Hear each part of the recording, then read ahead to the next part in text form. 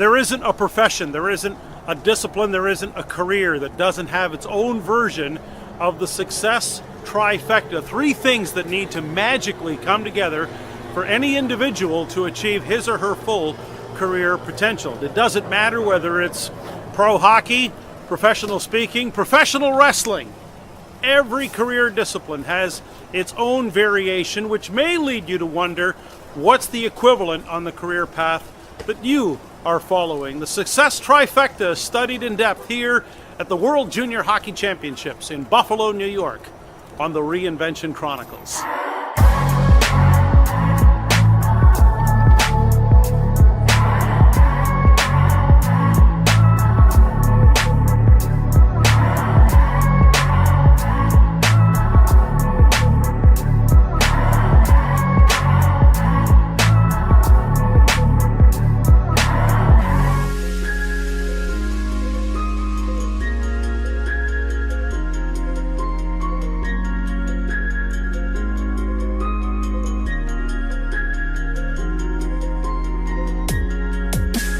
Special guest joining us here today, Gair Maxwell. Gair, you're going to be 10 years old in April. You're a hockey prospect. You're in your first year of Adam Hockey, and you're here studying the World Junior Hockey Championship. What made you come here to Buffalo just to see the World Juniors? Well, this kid, Rasmus Dahlin, I was in connection with him, my best friend, his parents, so came to see him play, and hopefully they win.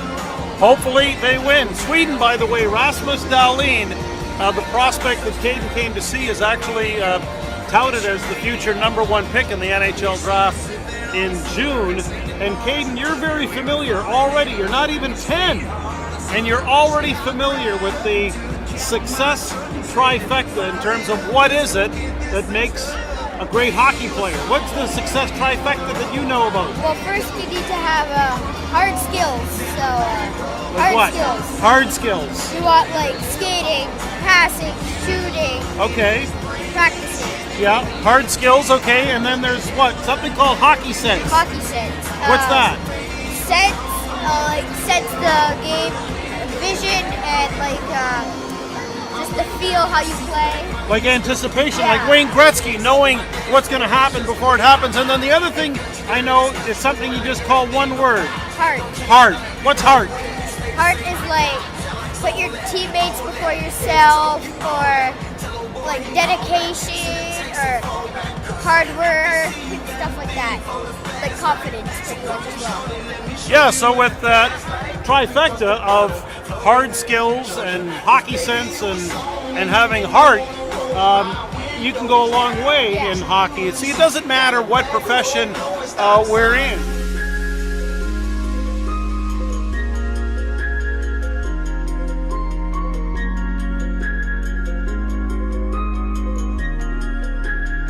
What 9-year-old Caden isn't aware of is how the success trifecta has such universal application. It doesn't matter what industry, discipline, or profession you're in. Even, for example, the zany, madcap, cartoonish world of professional wrestling. I mean, if you wanted to start out to be the next Hulk Hogan, Randy Macho Man Savage, Nature Boy Ric Flair, The Rock, the success trifecta would boil down to 3 W's. Number 1, you had to be able to actually work the gym. You had to be able to come into the iron jungle and not only build the physique that would allow you to take the pounding in the squared circle, but to actually allow you to look the part so that you would be believable. Number 2, you had to be able to work a match, the ballet, the art form, the seesaw, the back and forth, the waltz across Texas, the slip on the banana peel, the 1, 2, 3.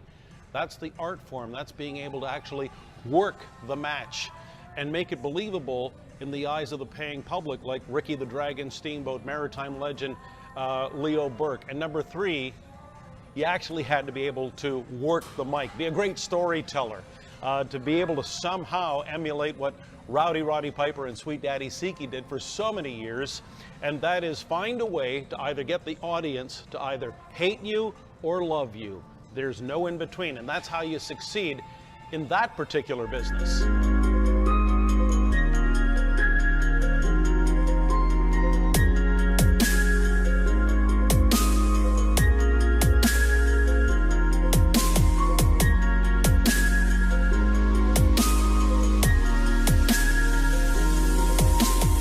what does the success trifecta look for you in your industry and chosen profession? So it doesn't matter if you're a dentist, a drill sergeant, a mechanic, musician, management consultant, custodian, carpenter. Doesn't matter whether you're everyone from the engineer to the entrepreneur, realtor, and restaurateur. Every single industry or discipline has its own version of the success trifecta, and it's a great way to help you avoid what I call the 3 R's of irrelevance. Just being another one who offers nothing more than recycled, repackaged, regurgitated ideas and information. So in order to really explore the success trifecta in your particular industry or chosen profession, all you have to do is simply ask.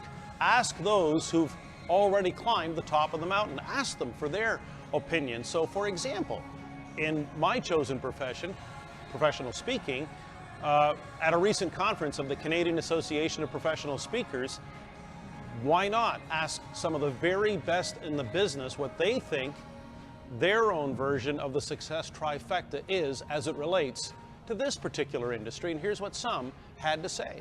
Gair, you got to have a message, you got to have a means of delivering it, and you got to have an enterprise to create some business around it. So having a message, a thought leader. What we're looking for is people not who have read a book and spit it out. We're looking for somebody who actually has some original insights. Now, the reality is that everybody is saying the same thing. We're all talking about leadership and all the rest of it. But at some point, mining your own experiences to your own take on it, that's what we appreciate. That's a kind of a message. We want a thought leader, not somebody who is going to give you 4 points. So that's one thing. We want a message. And then we want delivery. We want to be engaged. And it's not a speech. Nobody wants to talk about, wow, I like the way she talked or the way she... It needs to be, that was a conversation with that one person. I felt like she was talking to me, and there was nothing else that got in my way. And then finally, you got to have an enterprise. You got to have a way of building your business. So you got to bring people in, and for us, that's meant really connecting with people. Just little tips that I send out. So marketing is 2 things. It's awareness, and it's also giving some value. So the way we do that is we send out tips every couple of weeks. A little tip makes them aware of us, but it's a tip on how to do something. And then hopefully when they perceive a need or somebody else does, they're going to pass our name along. Those are my 3 tips. So the first thing you have to have, and this may sound trite, but you actually have to have a message. You actually have to have something that's relevant, that's authentic, and that you believe in and that people can relate to. So you'd be surprised at the number of people in this industry who don't actually have anything to say. So once you have a message that has value, that is authentic, and that people want to relate to, the other thing you have to have is a very thick skin. You have to be able to take what people are going to say to you and be able to stand your ground, because everybody's going to tell you what you need to do, what you want to do, what you should do, and you should take all of that in and learn from the best, and then you should do what is right for your business. And the third thing that you have to have is grace. You need to have grace under fire. You need to have grace on the platform. You need to have grace and understanding with what your customers and your clients are really trying to accomplish. This is not about you. It is about the gift that you have to give others so that they can accomplish what they want to in their lives and businesses. First thing is you have got to have something that only you can do. Now that might be a humorous delivery of customer service, or it might be a unique twist on leadership. That's number 1. Number 2 is you've got to consistently create content that people want to share. So whether that is YouTube videos, blog, a podcast, whether it's articles on someone else's site, or even just really good social media, you have got to consistently do it. And number 3 is you need to promote to other people's platforms.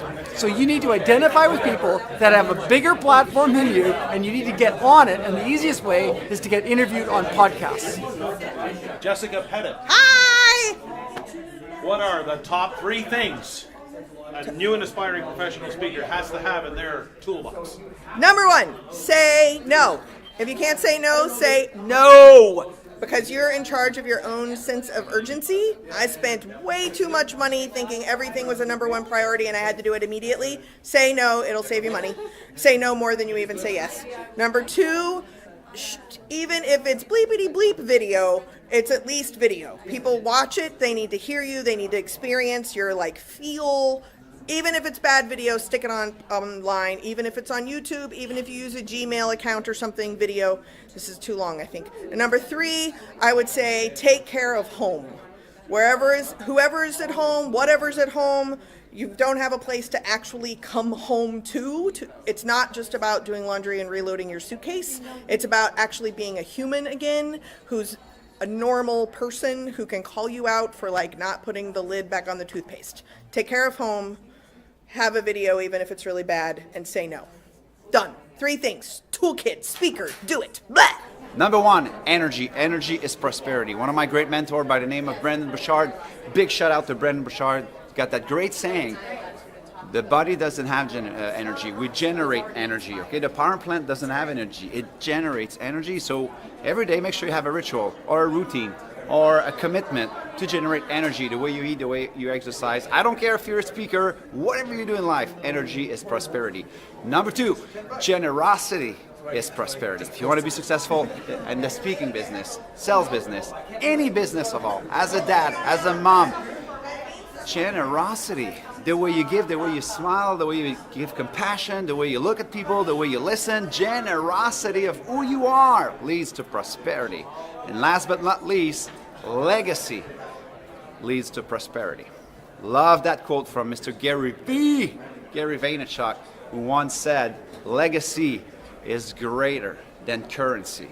So everything you do as a speaker, as a mom, dad, citizen, I don't care.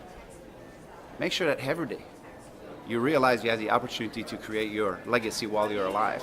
And with that kind of mindset, man, oh man, you will move the needle as a speaker, but in any industry, as a matter of fact. I'm on my way to the shower. Bye, guys. Well, School of Hard Knocks here. I'd say number 1, you need a great sense of humor. I really, really believe, I don't care what you speak about, you got to be able to deliver humor through the message. I don't care how deep, heart, whatever you're at. Humor has really been a big, I hate to say it, it's got me business. Having a sense of humor has got me business. It's got me booked. It's got me ass back. Number 1, humor. Number 2, humility. That one took me a lot longer to figure out, that being humble and coming back time after time and really coming in with, leading with heart. So humility, humor and humility, big time. Number three has been the ability to come back to the stage even when I've dropped the ball many, many times. So having some tenacity and some backbone, and when I've been in the corner going, oh, I just totally screwed that up, the ability to bounce back and come back and step back on the stage even when I know I've had it in my mind what I thought was a massive catastrophe. So those are my 3. I know everybody's got other 3s, but for me that's worked well for me. It's a great question. 3 things that I think a professional speaker needs when you're starting out. The first is self-confidence, and you need to understand that your first is your worst. Every time you go on stage and you talk, you're always going to walk off that stage and feel like you could have done something better. The second thing you need is subject matter expertise. You really need to hone your craft and become a master at what you do so that in any circumstance you can speak and it comes from inside of you and it's easy for you to articulate your message.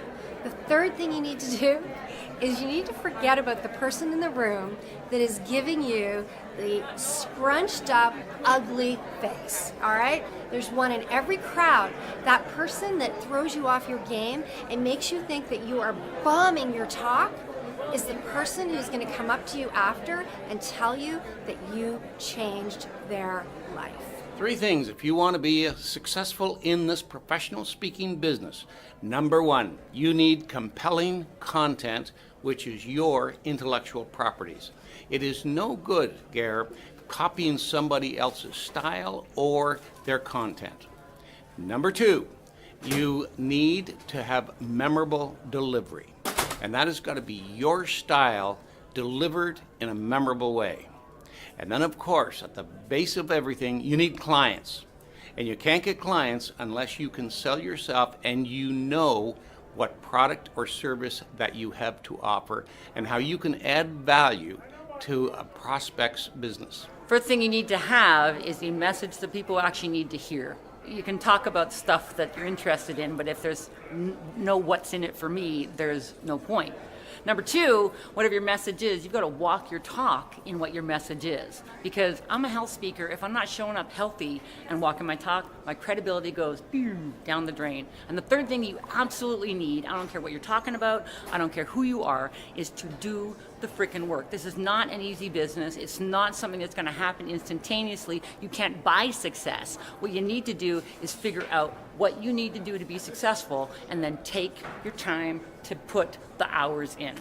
Do the frickin' work. You can hire coaches, and as long as you hire the coaches, that's great, but they're going to tell you to do stuff. That's how you get successful by doing the freaking work. Have I said that enough? Do the freaking work. That's it. All right, you want three things that you need in order to be a great speaker. Well, the first thing, you need to be original. You've got to be able to have a hook, something that's going to drive people in that they've not seen before. People are so used to the same old, you must be original. The other thing is you have to be outstanding. If you are not good on the platform, if you're not good in your delivery and what you're able to perform at, you will not make it in this business. And the last one is you need to be open to learning. Everything that you know about your world is changing every day. So you need to be able to learn, be open to it, and get that stuff sooner than later. And for what it's worth, after about 2,500 or so paid presentations in professional speaking, I think the success trifecta boils down to 3 C's. Creative writing skills. If it ain't on the page, it ain't on the stage, and that's how you actually sculpt a message, a point of view that actually matters to somebody else. Number 2, captivating presentation skills, whether theatrical or personal. How do you actually connect with, whether it's one person, 10 people in a room, 10,000 in an arena. But content and connectivity is useless without number 3, and that would be being committed to learning and a larger purpose. Harry Truman, I believe, said it's what you learn after you know it all that really counts, and so you have to be the eternal student as well, committed to a larger purpose in terms of service before self. How you actually make sure that your mission is one that is bigger than the pure pursuit of monetary gain. By the way, full disclosure, this post inspired, give full credit to Brett the Hitman Hart, the Calgary sharpshooter. I picked this book up a few years ago, and I thought Brett's insights on the success trifecta were brilliant, and thank you for allowing me to share these ideas with you. Let me see, how can we wrap this up? To change, to really change, is to recognize that we have to get rid of the bad habits, and one of the best ways is to study the good habits of those who are already successful. So if you enjoyed this video, don't forget to subscribe, share, and care. Subscribe to the channel, share it with others, because a story not shared really has no value, and care. Go forward and care about the people and planet that we're so privileged to be a part of. And hopefully these thoughts will somehow help you recreate and reimaginate the business, the life, the success that you deserve.